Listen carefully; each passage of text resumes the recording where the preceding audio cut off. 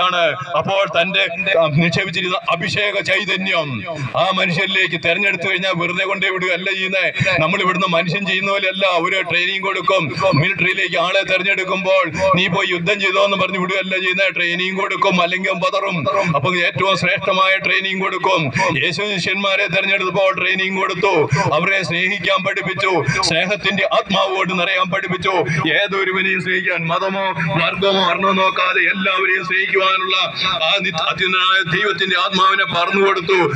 അവരെല്ലാവരെയും സ്നേഹിച്ചു. ആ സ്നേഹം തന്നെയായ ദൈവത്തെ പകർന്നു കൊടുത്തപ്പോൾ അത്ഭുതങ്ങളും അടയാളങ്ങളും അവിടെ സംഭവിക്കുക. അത്ഭുതങ്ങളും അടയാളങ്ങളും അവിടെ സംഭവിക്കുക. ആ മനുഷ്യര് മുഴുവൻ ദൈവത്തിലേക്ക് തിരിയുകയാണ്. അവരിലുള്ള അന്ധകാരം നീങ്ങുകയാണ്. ഒരു മനുഷ്യൻ പ്രകാശത്തെ സ്വീകരിച്ച് ലോകത്തോട് അത് പ്രഘോഷിച്ചപ്പോൾ കേട്ടുകൊണ്ടിരുന്ന എല്ലാവരും അന്ധകാരത്തിൽ നിന്ന് വിമോചിക്കപ്പെടുന്നു. പ്രകാശത്തിലേക്ക് അവരെല്ലാവരും തിരിയുന്നു.